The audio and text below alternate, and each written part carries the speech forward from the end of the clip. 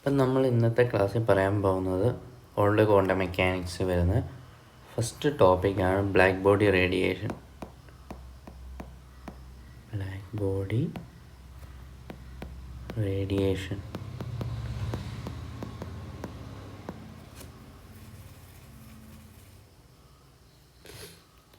അപ്പം നമ്മുടെ ഈ യൂണിവേഴ്സ് എന്ന് പറയുന്നത് മാറ്ററും റേഡിയേഷനും കൊണ്ടാണ് രൂപപ്പെട്ടിരിക്കുന്നത്, അല്ലേ? അപ്പോൾ ഈ റേഡിയേഷൻ ഹാസ് വേവ് നേച്ചർ ഉണ്ടെന്ന് നമുക്കറിയാവുന്ന കാര്യമാണ്. റേഡിയേഷന് വേവ് നേച്ചർ ഉണ്ട്, ബട്ട് ഇതിൻ്റെ പാർട്ടിക്കിൾ നേച്ചറാണ് നമുക്കറിയാത്തത്. അപ്പോൾ ഇതിൻ്റെ പാർട്ടിക്കിൾ നേച്ചർ വെച്ചുകൊണ്ട് റേഡിയേഷൻ്റെ എക്സ്പ്ലെയിൻ ചെയ്ത ഫസ്റ്റ് ഒരു ഫിനോമിനനാണ് black body radiation, particle nature. Okay, അതുകൊണ്ട് തന്നെ മാറ്ററിൻ്റെ പാർട്ടിക്കിൾ നേച്ചർ നമുക്കറിയാം, പക്ഷെ മാറ്ററിൻ്റെ വേവ് നേച്ചർ നമ്മളിവിടെ പഠിക്കുന്നുണ്ട്. മാറ്ററിൻ്റെ വേവ് നേച്ചർ. അപ്പോൾ ഇവിടെ റേഡിയേഷൻ്റെ പാർട്ടിക്കിൾ നേച്ചർ വെച്ചുകൊണ്ട് എക്സ്പ്ലെയിൻ ചെയ്യുന്ന പ്രോപ്പർട്ടിയാണ് ബ്ലാക്ക് ബോഡി റേഡിയേഷൻ. അപ്പോൾ ഈ ബ്ലാക്ക് ബോഡി റേഡിയേഷൻ എന്താണ്? ബ്ലാക്ക് ബോഡി എന്ന് പറയുന്നത് ബ്ലാക്ക് ആവണമെന്ന് ഒരിക്കലും ഒരു നിർബന്ധമില്ല. Black body is A body which that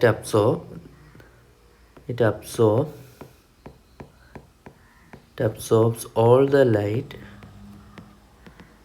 incident on it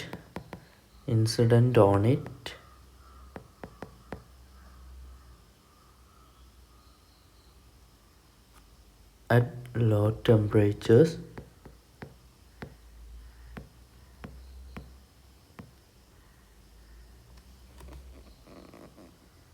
and appear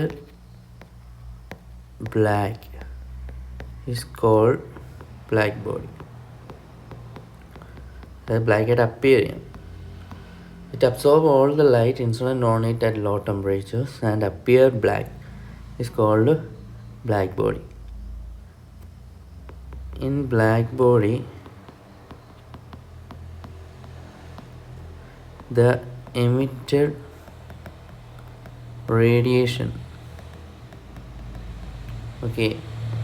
is independent of chemical composition. ഏത് കെമിക്കൽ കോമ്പോസിഷന് ഉണ്ടായെന്നുള്ളത് ഇമ്പോർട്ടൻ്റ് അല്ല, and depends only on temperature.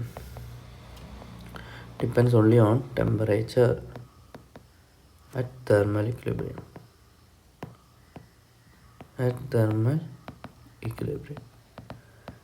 അതായത് നമ്മൾ എങ്ങനെ എഴുതുമെന്ന് ചോദിച്ചു കഴിഞ്ഞാൽ, emissive power E is equal to small e sigma a t raised to 4 എന്നാണ്.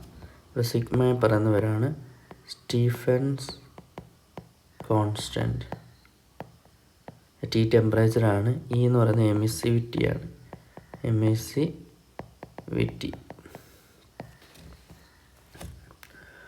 Okay, E is equal to 1 for black ബോഡിയാണ്, and all other bodies ഈയുടെ value less than 1 for other bodies.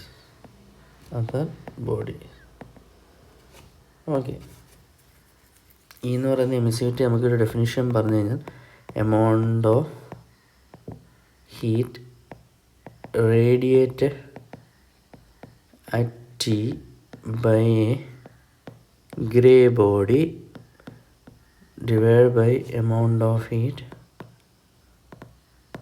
radiated by black body at MST. ഇതാണ് definition. അപ്പോൾ just ഒന്ന് ഓർത്തിരിക്കുക. Power അറിയാമെങ്കിൽ നമുക്ക് energy എഴുതാം, ഈ കാര്യങ്ങളെല്ലാം നമുക്ക് കണ്ടുപിടിക്കും. ഓക്കെ,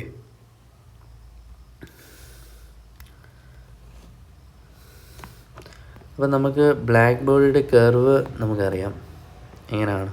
ഇപ്പോൾ energy density as A function of frequency നമ്മൾ വരച്ച് കഴിഞ്ഞാൽ it will be like around ഇങ്ങനെ ആയിരിക്കും, അല്ലേ? ഇങ്ങനെ ആയിരിക്കും. അപ്പം ഡയറക്ട്ലി പ്രൊപ്പോർഷണൽ ടി ആണ് ഇൻ ദ കേസ്. അപ്പോൾ ഇതൊരു ടെമ്പറേച്ചർ T1 ആണ്. അടുത്ത ടെമ്പറേച്ചർ T2 വരുമ്പം ദിസ് ഷുഡ് ഇൻക്രീസ് അല്ലേ, ഇത് ഇൻക്രീസ് ചെയ്യും. അപ്പോൾ ഇതിൻ്റെ പീക്ക് വേറെ ആയിട്ട് ഷിഫ്റ്റ് ചെയ്യും. ഇത് temperature T1 greater than T2. അങ്ങനെ നമുക്ക് ഈ ഫിഗർ എക്സ്പ്ലെയിൻ ചെയ്യുക എന്നുള്ളതാണ് നമ്മുടെ കാര്യം. ബ്ലാക്ക് ബോർഡ് ഈ ഫിഗർ നമുക്ക് വേവ് നേച്ചർ വെച്ച് എക്സ്പ്ലെയിൻ ചെയ്യാൻ പറ്റില്ല. പിന്നെ അതുകൊണ്ടാണ് പാർട്ടിക്കൽ നേച്ചറോട്ട് പോയത്, പ്ലാങ്ക്സ് വന്ന് എക്സ്പ്ലെയിൻ ചെയ്ത്. അപ്പോൾ ഇതിന് ഡിഫറെൻറ്റ് ട്രീറ്റ്മെൻറ്റ്സ് ഉണ്ട് ഇത് എക്സ്പ്ലെയിൻ ചെയ്യാൻ വേണ്ടി. ഫസ്റ്റ് ട്രീറ്റ്മെൻറ്റ് നമ്മൾ പറയുന്നതാണ് വീൻസ് ട്രീറ്റ്മെൻറ്റ്. വീൻസ് ആണ് ഫസ്റ്റ് പറഞ്ഞത്. ഇതൊരു മാത്തമാറ്റിക്കൽ ട്രീറ്റ്മെൻ്റ് ആണ് ഇദ്ദേഹം തന്നത്. പക്ഷേ വീൻസിന് എക്സ്പ്ലെയിൻ ചെയ്യാൻ ഫുള്ളും പറ്റിയില്ല. അതാണ് ഇതിൻ്റെ പ്രശ്നം.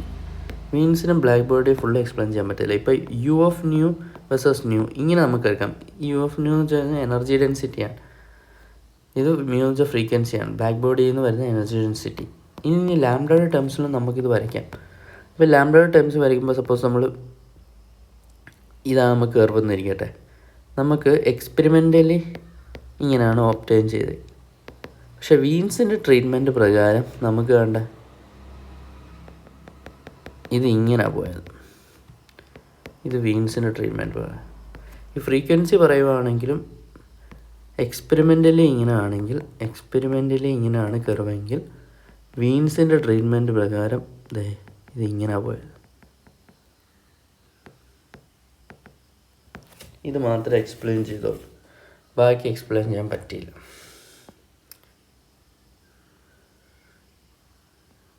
ഇത് ഇങ്ങനെ പോയി, മനസ്സിലായില്ലേ? കർവ് യഥാർത്ഥത്തിൽ പോകേണ്ടതാണ്ട് ആ ഡാർക്ക് ലൈൻസിൽ കൂടെയാണ്, പക്ഷേ വീൻസിൻ്റെ ട്രീറ്റ്മെൻറ്റ് വരാൻ ഇങ്ങനെയാണ് പോയത്. അപ്പോൾ അത് കറക്റ്റായിട്ട് എക്സ്പ്ലെയിൻ ചെയ്യാൻ പറ്റില്ല.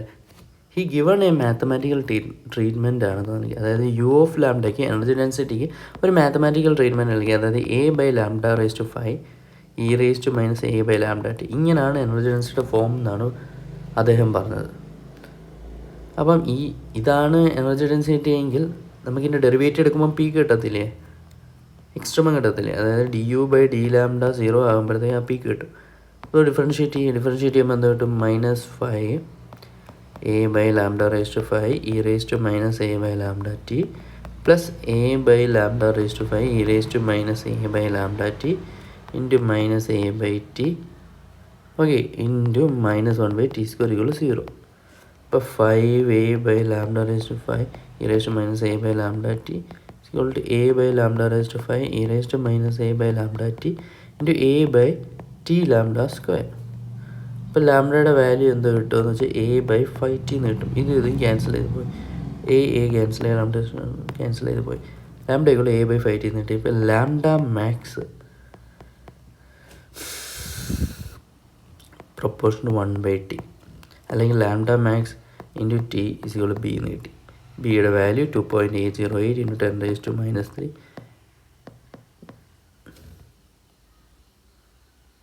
Metre kelvin. ഈ ബിനെ പറയുന്ന പേരാണ് വീൻസ് കോൺസ്റ്റൻറ്റ്. ഉണ്ടോ? ബിനെ പറയുന്ന പേരാണ് വീൻസ് കോൺസ്റ്റൻറ്റ്. അപ്പോൾ അറ്റ് ലാംഡ ലാംഡ മാക്സ് എന്താണ് യു ഓഫ് ലാംഡയുടെ വില? നമുക്കറിയാം A/λ⁵ എന്നാണ്. സോ A/λ⁵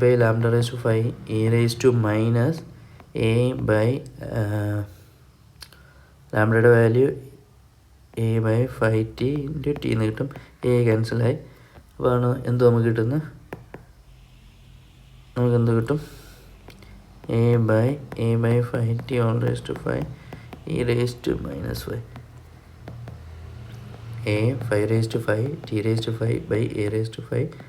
e⁻⁴ അപ്പോൾ u of lambda at lambda maximum എന്ന് പറയുന്നത് പ്രൊപ്പോർഷണൽ ടു T⁵ ആയിരിക്കും. ഇത് ഇമ്പോർട്ടൻറ്റ് റിസൾട്ടാണ്, ഇത് കൂട്ട് പഠിച്ച് വയ്ക്കുക. And lambda max inversely proportional T, ഇത് ഇമ്പോർട്ടൻറ്റ് റിസൾട്ടാണ്. ഇതാണ് വീൻസ് തന്ന ഇമ്പോർട്ടൻറ്റ് റിസൾട്ട്. ഇനി നമുക്കിപ്പോൾ ടോട്ടൽ എനർജി ഡെൻസിറ്റി കാണുവാണെങ്കിൽ ടോട്ടൽ എനർജി ഡെൻസിറ്റി കാണുവാണെങ്കിൽ എന്ത് കിട്ടും? U of lambda = 0 to ∞ A/λ⁵ e⁻⁴ dλ അല്ലേ? ടോട്ടൽ ഇൻറ്റഗ്രേറ്റ് ചെയ്യുമോ?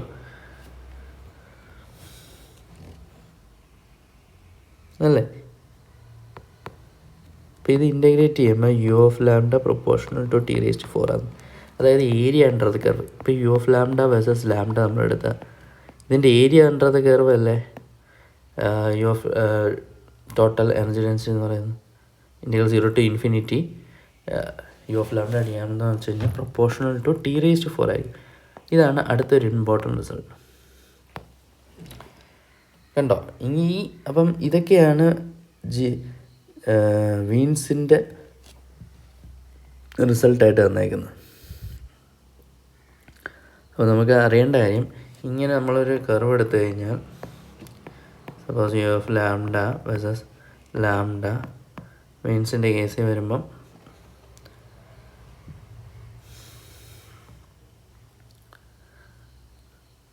നമുക്ക് മനസ്സിലാവുന്ന കാര്യം എന്ന് വെച്ചാൽ ഇതിനെ രണ്ടായിട്ട് ഡിവൈഡ് ചെയ്ത് കഴിഞ്ഞാൽ 0 to mu lambda max or mu max.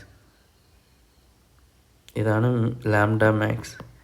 Lambda മാക്സിൽ ഈ മാക്സിമം വാല്യൂ എന്ന് പറയുന്നത് യു ഓഫ് ലാംഡ മാക്സ് ആയിരിക്കും. This is proportional to T raise to 5 ആയിരിക്കും. ഈ ലാംഡ മാക്സ് എന്ന് പറയുന്നത് 1/t പ്രൊപ്പോർഷൻ ആയിരിക്കും. Okay, area under the curve എന്ന് പറയുന്നത് ടി റേസ് ടു 4 പ്രൊപ്പോർഷൻ ആയിരിക്കും. ഓക്കെ, അപ്പോൾ ഇതെല്ലാം അറിഞ്ഞിരിക്കേണ്ട കാര്യമാണ്. ഇനി ഇതേ സെയിം കാര്യം തന്നെ നമ്മൾ ഫ്രീക്വൻസിയുടെ ടേം ചെയ്യുമ്പം ഇപ്പം u of mu versus mu ഫ്രീക്വൻസിയുടെ ടേമിലാണ് ചെയ്യുന്നതെങ്കിൽ mu max directly proportional to T എന്നാണ് വരുന്നത്. കാരണം നമുക്കറിയാം ഇത് ലാംഡയാണ്, mu equal to mu lambda എന്നാണ്. അപ്പോൾ ഒരു ഇൻവേഴ്സ്ലി പ്രൊപ്പോർഷണൽ അവിടെ ഉണ്ട്. അതുകൊണ്ടാണ് മ്യൂ ഡയറക്റ്റ്ലി പ്രൊപ്പോർഷണൽ ടി എന്ന് പറയുന്നത്. അപ്പോൾ നമുക്കിപ്പോൾ ഒരു ഇതിൻ്റെ ക്വസ്റ്റ്യൻസ് ഇങ്ങനെയൊക്കെ വരാം. ഇപ്പോൾ നമുക്കൊരു ബ്ലാക്ക് ബോഡി ഡയഗ്രാം തന്നിട്ട് u of nu versus nu, എന്നിട്ട് നമുക്ക് ബ്ലാക്ക് ബോഡി ഡയഗ്രാം തന്നിട്ട് ഇതൊരു ടെമ്പറേച്ചർ T1 തന്നേക്കുന്നത്. നമുക്ക് നോക്കണം u of nu versus nu ആണ്. അപ്പോൾ എന്നിട്ട് വേറെ 2-3 ഡയഗ്രാം തന്നു. ഇപ്പോൾ സപ്പോസ്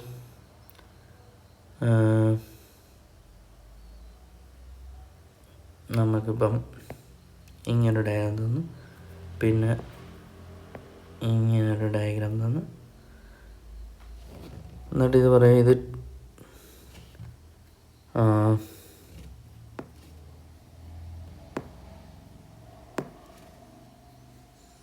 നമ്മളോട് പറയുകയാണ് ഇത് T2 ആണ്, ഇത് T3 ആണ്.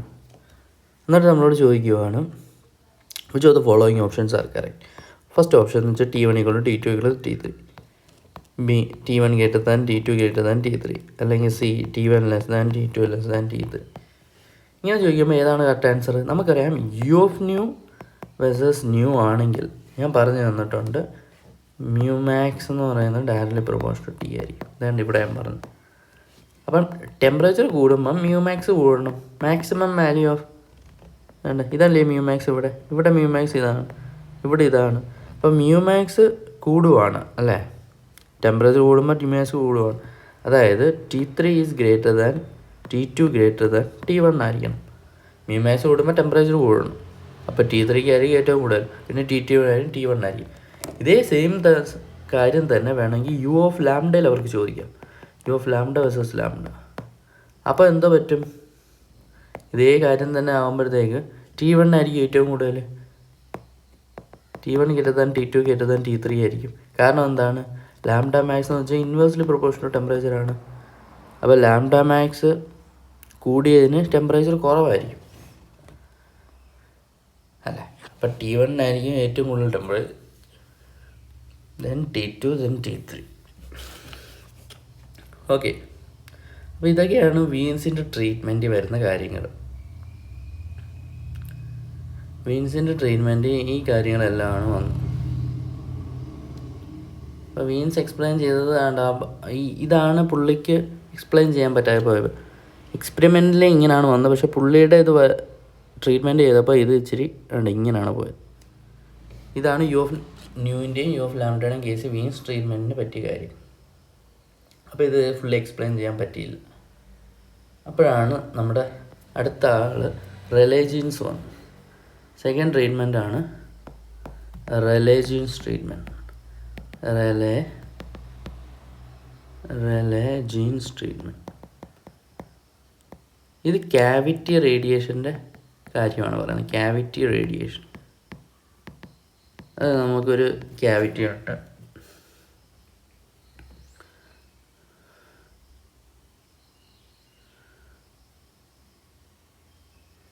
നമുക്കൊരു ക്യാവിറ്റി ഉണ്ട്. ആ ക്യാവിറ്റിക്കകത്ത് number of standing waves in the cavity, അതാണ് പുള്ളിക്കാരൻ ഡിഫൈൻ ചെയ്തത്.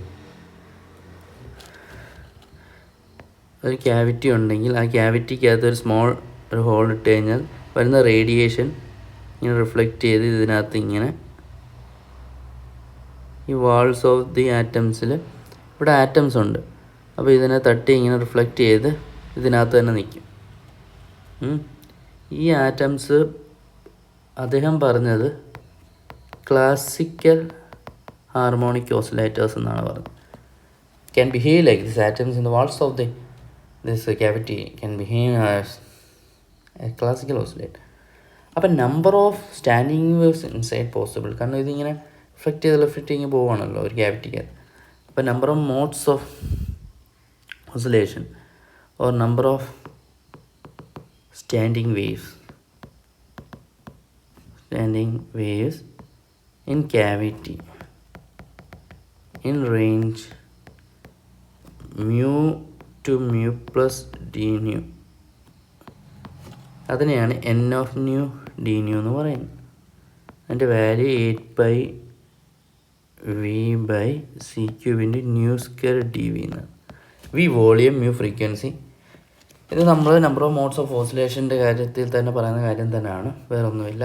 അതായത് അങ്ങനെയാണെങ്കിൽ average energy per standing wave standing wave ക്ലാസ്സിൽ പറഞ്ഞത് KT എന്നാണ്.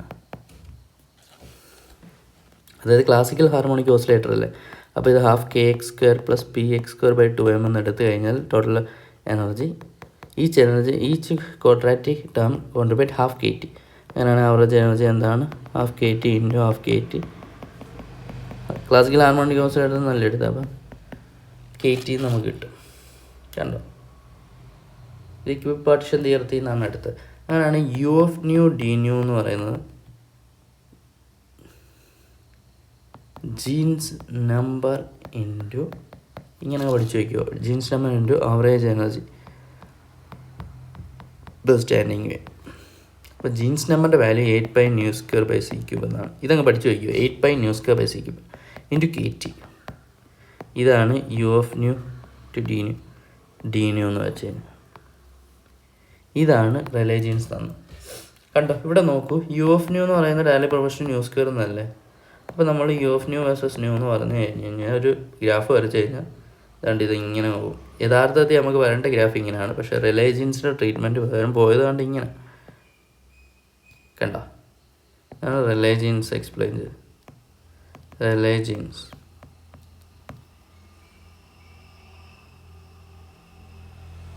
ഇതേ സെയിം സാധനം തന്നെ നമ്മൾ u of lambda versus lambda നമ്മൾ വരയ്ക്കുമ്പോൾ എക്സ്പെരിമെൻറ്റിൽ ഇങ്ങനെ ആണെങ്കിൽ റെയ്ലേ ജീൻസ് എക്സ്പ്ലെയിൻ ചെയ്തത് അതുകൊണ്ട് ഇങ്ങനെ വായിപ്പോൾ ലാംഡയുടെ കേസ് വരുമ്പോൾ. ഇതാണ് റെയ്ലേ ജീൻസ്. അപ്പോൾ ഇവിടെ ഒരു ഇമ്പോർട്ടൻറ്റ് ഫിനോമിന ഉണ്ട്, ഇൻ്റർവ്യൂവിനൊക്കെ ചോദിക്കുന്ന സാധനമാണ് അൾട്രാ വയലറ്റ് കാറ്റാസ്ട്രോഫി. ഇതെന്താണെന്ന് അൾട്രാ വയലറ്റ്, അതായത് അറ്റ് ഹൈ ഫ്രീക്വൻസിയിൽ ഫ്രീക്വൻസി ടെൻഡിങ് ഇൻഫിനിറ്റി. ഇവിടെ നോക്കി u of nu എന്ന് വെച്ചാൽ ഡയൽ പറഞ്ഞ nu² അല്ലേ. അപ്പോൾ ഫ്രീക്വൻസി ഇൻഫിനിറ്റി ആകുമ്പോൾ എനർജി ഡെൻസിറ്റി ഇൻഫിനിറ്റി ആവും അല്ലേ.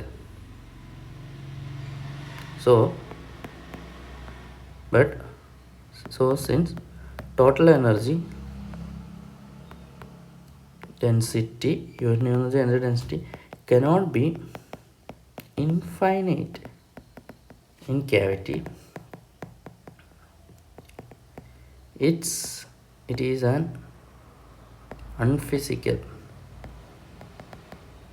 thing in Rayleigh Jeans treatment.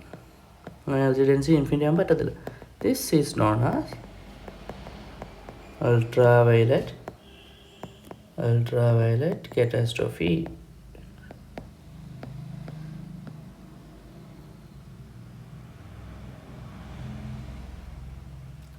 Okay, അപ്പോൾ u of nu equal to d nu is equal to 8 pi nu square by c cube into kt d nu. ഇതിനെ നമുക്ക് lambda ടേംസിലും express ചെയ്യാം. എങ്ങനെയാണ് mu equal to c by lambda. അപ്പോൾ d nu എന്താണ് minus c by lambda square d lambda എന്ന് കിട്ടും. Mode എടുക്കുവാണെങ്കിൽ c by lambda square d lambda എന്ന് കിട്ടും. ഇത് സബ്സ്റ്റിറ്റ്യൂട്ട് ചെയ്യുമ്പോൾ എന്ത് കിട്ടും? u of lambda d lambda equal to 8 pi mu എന്ന് വെച്ചാൽ c by lambda square kt into d nu എന്ന് വെച്ചാൽ c by lambda square d lambda അല്ലേ. അപ്പോൾ ഇത് 8 pi c square by lambda square kt by c by lambda square d lambda എന്ന് കിട്ടും. അപ്പോൾ ഈ c ക്യൂബ് വരും, 8 pi ഇവിടെ ഒരു c ക്യൂബ് ഉണ്ട്, ആ c ക്യൂബും c ഇതുമായിട്ട് വെട്ടിപ്പോകും. അപ്പോൾ 8 pi kt by lambda raised to 4 d lambda എന്ന് കിട്ടും. u of lambda d lambda. ഇതാണ് expression in terms of lambda. ഇതൊക്കെ അറിഞ്ഞിരിക്കണം, കാരണം ഇങ്ങനെയൊക്കെ എക്സ്പ്രഷനായിട്ട് ചിലപ്പോൾ ചോദിക്കും.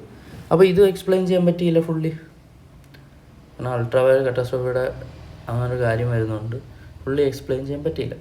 അപ്പോഴാണ് അടുത്ത മൂന്നാമത്തെ ആൾ വന്നത്, പ്ലാങ്ക്സ് റേഡിയേഷൻ ലോ ആയിട്ട് വന്നത്. അപ്പോൾ പുള്ളിക്കാരൻ പറഞ്ഞത് എന്താണെന്ന് വെച്ചാൽ ഈ വാൾസ് ഓഫ് കണ്ടെയ്നറിരിക്കുന്ന ആറ്റംസ് എന്ന് പറയുന്നത് ക്ലാസിക്കൽ ഹാർമോണിക് ഓസിലേറ്റർ അല്ല, അത് ക്വാണ്ടം ഹാർമോണിക് ഓസിലേറ്റേഴ്സാണ്. Quantum harmonic oscillator.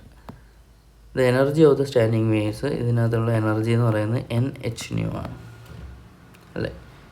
ഇതാണ് എനർജി എന്നാണ് പുള്ളി പറഞ്ഞത്. അപ്പോൾ ഇക്വിപാർട്ടിഷൻ തിയറം വെച്ചുള്ള എനർജി അല്ല, ഇതാണ് എനർജി എന്നാണ് പറഞ്ഞത്. ഇനി ഇതിൻ്റെ ആവറേജ് എനർജി കാണണമെന്നുണ്ടെങ്കിൽ നമുക്കറിയാം ആവറേജ് എങ്ങനെയാണെന്ന്. Summation n=0 to infinity e raised to minus e by kt അല്ലേ de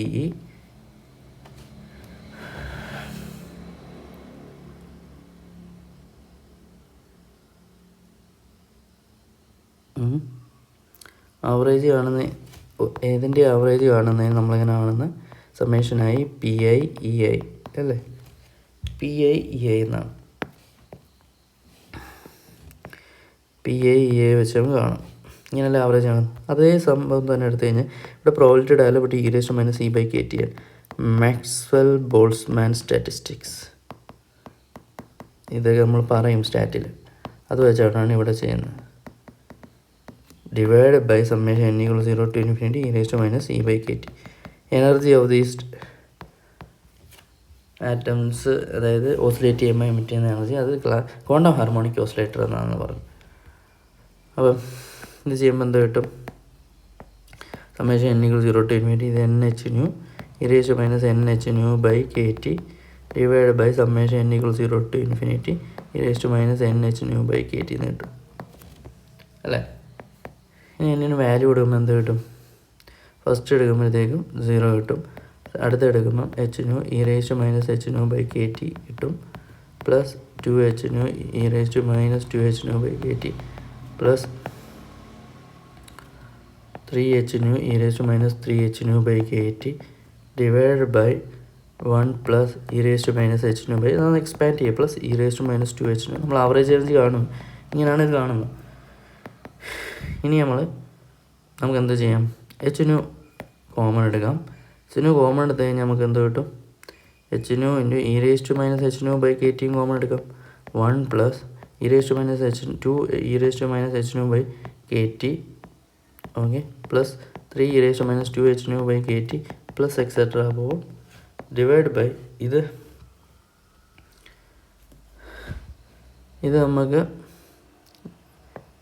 1 plus e -h nu/kt plus e -2h nu/kt plus etcetera എന്നെടുക്കാം. ഈ ആദ്യത്തെ നമ്മളിപ്പോൾ suppose e -h nu/kt x എന്ന് എടുത്തു കഴിഞ്ഞാൽ നമുക്കിതെങ്ങനെ എഴുതാം? h nu x 1 plus 2x plus 3x² plus et cetera എന്ന് വരും divide by 1 plus x plus x² എന്ന് വരും et cetera. 1 plus x whole raise to ഈ എക്സ്പാൻഷൻസ് അറിഞ്ഞിരിക്കണം. 1 plus 1 minus x whole raise to -2 എന്ന് പറഞ്ഞു കഴിഞ്ഞാൽ 1 പ്ലസ് 2x പ്ലസ് 3x² ഇങ്ങനെ അങ്ങ് പോകും. 1 minus x whole raise to -1 എന്ന് വെച്ച് കഴിഞ്ഞാൽ 1 + x + x² ഇങ്ങനെ പോകും. അപ്പോൾ ഇത് ആ ഫോമിലല്ലേ, അപ്പോൾ നമുക്ക് അങ്ങനെ എഴുതാം. ഇതിനെ നമുക്ക് 1 minus x whole raise to -2 എന്ന് എഴുതാം. ഇതിനെ 1 minus x whole raise to -1 എന്ന് എഴുതാം.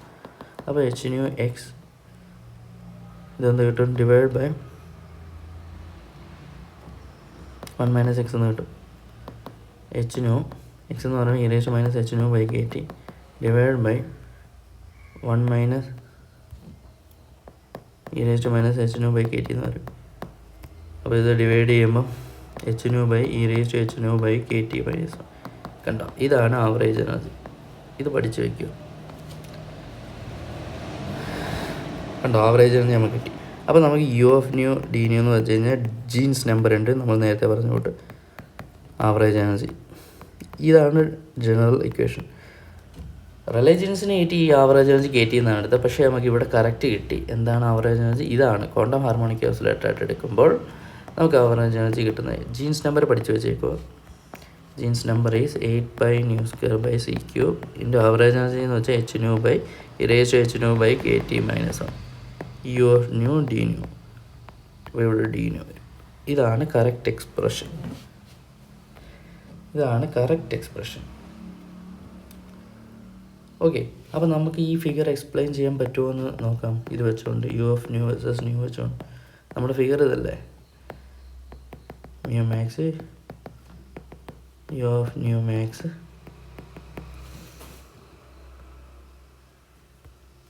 first one at high frequency range. This Planck's radiation law will turns to Wien's. എങ്ങനെയാണെന്ന് നോക്കാം. ഹൈ ഫ്രീക്വൻസി റേഞ്ചിൽ ഫ്രീക്വൻസി ഇപ്പം സംഭവം ഇൻഫിനിറ്റി ആവും. ഫ്രീക്വൻസി ഇൻഫിനിറ്റി ആയി e−h nu / kt -1 എന്താവും? ഫ്രീക്വൻസി ഇൻഫിനിറ്റി ആയിരുന്നു e∞ which tends to infinity ആവും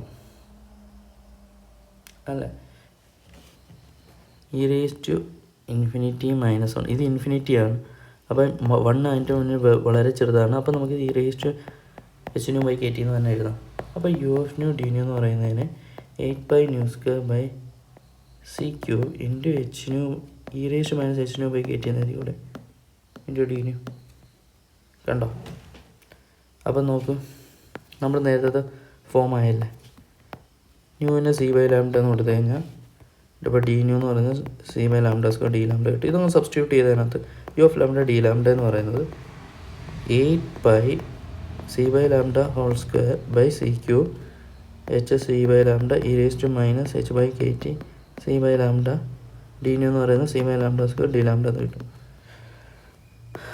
apart from the constant a/, നമുക്കിതുണ്ട് λ⁵ എന്ന് എഴുതാം. കണ്ടോ, e∞ a/λ.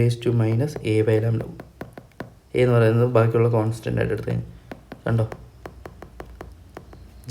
Wien's displacement law ആയില്ലേ. കണ്ടോ, എക്സ്പ്ലെയിൻ ചെയ്യാൻ പറ്റി. അപ്പം ഹൈ ഫ്രീക്വൻസി റേഞ്ചിൽ ഇത് എക്സ്പ്ലെയിൻ ചെയ്യാൻ പറ്റി. ഇനി ലോ ഫ്രീക്വൻസി റേഞ്ചിലോ, low frequency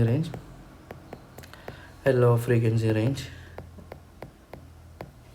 mu tends to infinity. അപ്പോൾ e∞h nu / kt -1 എന്താ? mu ഇൻഫിനിറ്റി ആകുമ്പോൾ ഇതിനെ 1 + h nu / kt എന്ന് എഴുതാം. എക്സ്പാൻഷൻ e∞x എക്സ്പാൻഷൻ -1 അല്ലേ. അപ്പോൾ ഇത് h nu / kt എന്ന് കിട്ടും. അപ്പോൾ നമ്മുടെ ഫോർമുല സബ്സ്റ്റിറ്റ്യൂട്ട് ചെയ്യുക. u(nu d(nu) എന്ന് പറയുന്നത് 8π(mu²/c³ എന്നാണ് into h nu / e∞h nu / kt -1. ഇതങ്ങ് കാണാതെ അറിഞ്ഞിരിക്കണം.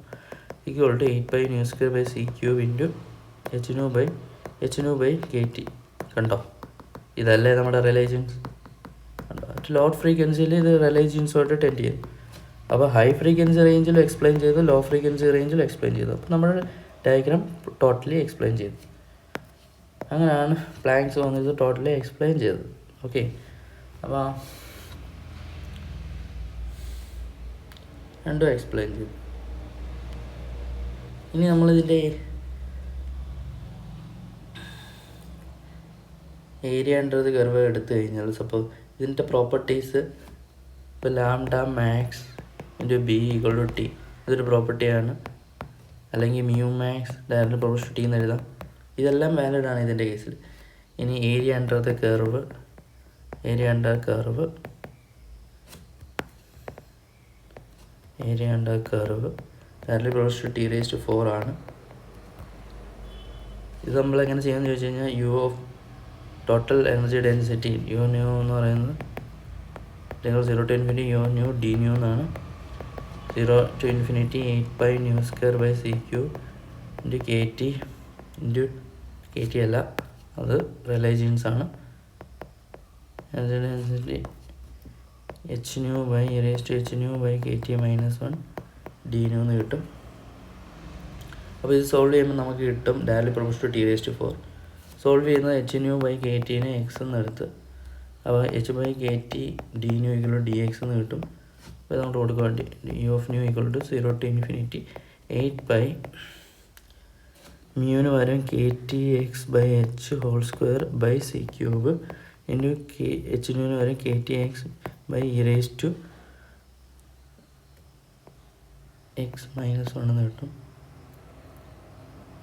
d എന്ന് പറയുന്നത് KT/dx/h എന്ന് കിട്ടും. ഓക്കെ, അപ്പോൾ നമുക്കിത് ചെയ്യുമ്പം എന്ത് കിട്ടും? 8π/c³ KT (4/h³) നമുക്ക് വെളിയെടുത്താൽ 0 to ∞ x⁵ അല്ലേ, x² x³ ആണ് x⁵ അല്ല x³ e⁻x എന്ന് കിട്ടും. u of nu എന്ന് വെച്ച് കഴിഞ്ഞാൽ 8π KT⁴/h³(CQ). ഇതിൻ്റെ വാല്യൂ π⁴/15 ആണ്. അപ്പോൾ u of nu directly proportional to T⁴. ഇതാണ് ഏരിയ അണ്ടർ കർവ് T⁴ എന്ന് പറയാൻ കാര്യം.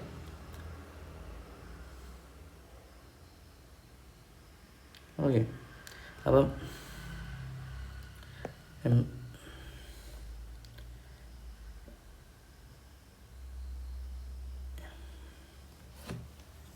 ഓക്കെ, എനർജി എന്ന് പറയുന്നത് നമുക്ക് c/4 u of t എന്ന് എഴുതാം. c എന്ന് പറയുന്നത് വെലോസിറ്റി ഓഫ് ലൈറ്റ്. അപ്പോൾ c/4 നമുക്കിത് കിട്ടിയത് എന്താണ്? 8π K⁴/h³ (c³) π⁴/15 T⁴. ഇതിനെയാണ് നമ്മൾ സിഗ്മ എന്ന് പറയുന്നത്, സിഗ്മ T⁴. അപ്പോൾ സിഗ്മയുടെ വാല്യൂ എന്ന് പറയുന്നത് 2π/5 K⁴/15 h³ ഇതിൻ്റെ വാല്യൂ ആണ് 5.67 × 10⁻⁻8 watt meter square kelvin. Okay, energy. അപ്പോൾ ഇത്രയും കാര്യങ്ങൾ നമ്മൾ ഇതിനകത്തുനിന്ന് പറഞ്ഞ് ഇതെല്ലാം അറിഞ്ഞിരിക്കണം. ഇനി ഇതിനകത്ത് ഒരെണ്ണമുണ്ട്, അതാണ് കിർച്ചോഫ് ലോ. കിർച്ചോഫ് ലോ പറയുന്നത് എന്താണെന്ന് വെച്ച് കഴിഞ്ഞാൽ at a given temperature for all bodies the ratio of their spectral emissive power to spectral absorptive power is constant, which is equal to spectral emissive power of ideal black body at the same temperature. ഇത് വളരെ important ആയിട്ടുള്ള law ആണ്, Kirchhoff law.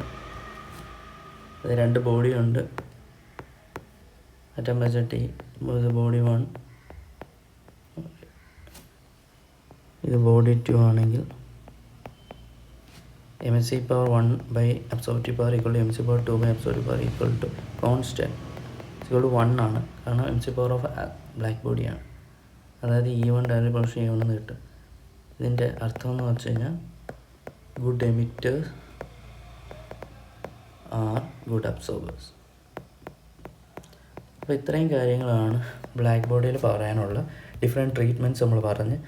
ആ curve explain ചെയ്യാൻ വേണ്ടി വന്ന ആൾക്കാരാണ് ഒന്ന് വീൻസ് ട്രീറ്റ്മെൻറ്റ്. പക്ഷേ അതിന് ഇതാണ് പറ്റിപ്പോയത്. വേറെ എല്ലാ കാര്യവും എക്സ്പ്ലെയിൻ ചെയ്തു, പക്ഷേ കർവ് കറക്റ്റായിട്ട് എക്സ്പ്ലെയിൻ ചെയ്യാൻ പറ്റിയില്ല. എക്സ്പെരിമെൻറ്റിൽ ഇങ്ങനെയാണ്, പക്ഷേ വീൻസ് ട്രീറ്റ്മെൻറ്റ് വരും ഇങ്ങനെയാണ് പോയത്. അപ്പോഴാണ് ക്യാവിറ്റി റേഡിയേഷൻ കൺസെപ്റ്റ് ആയിട്ട് റിലേജൻസ് വന്ന് പറഞ്ഞത്. പക്ഷേ അത് ആവറേജ് എനർജി അടുത്ത ക്ലാസിക്കലി ആയതുകൊണ്ട് അൾട്രാവയലറ്റ് സ്പെക്ട്രോസ്കോപ്പി എന്നൊരു ഫിനോമിന ഇവിടെ ഒക്കർ ചെയ്യുന്നുണ്ട്. ഫുള്ളി എക്സ്പ്ലെയിൻ ചെയ്യാൻ പറ്റിയില്ല കർവ്. അങ്ങനെയാണ് പ്ലാങ്ക് വന്നിട്ട് പ്ലാങ്കിൻ്റെ ക്വാണ്ടൈസേഷൻ തിയറം വെച്ചുകൊണ്ട് എനർജി ക്വാണ്ടം ഹാർമോണിക് ഓസിലേറ്ററിൻ്റെ എനർജിയാണ് ആറ്റംസ് ഓസിലേറ്റ് ചെയ്യുമ്പോൾ എമിറ്റ് ചെയ്യുന്ന എനർജി NH ടേംസിലാണ്. അങ്ങനെ നമ്മൾ ആവറേജ് എനർജി കളഞ്ഞിട്ട് എനർജി ഡെൻസിറ്റി കാൽക്കുലേറ്റ് ചെയ്ത് അപ്പോൾ നമുക്ക് ആ കർവ് പൂർണ്ണമായിട്ട് എക്സ്പ്ലെയിൻ ചെയ്യാൻ പറ്റി. അപ്പോൾ ഇതാണ് ബ്ലാക്ക് ബോഡി. ഇത്രയും കാര്യങ്ങളൊക്കെ ബ്ലാക്ക് ബോഡിക്കകത്ത് അറിഞ്ഞിരുന്നാൽ നമുക്ക് ഏകദേശം പ്രോബ്ലംസ് ഒക്കെ സോൾവ് ചെയ്യാൻ പറ്റും. അടുത്ത ക്ലാസ് വേറൊരു ടോപ്പിക്കായിട്ട് കാണാം. Okay, thank you.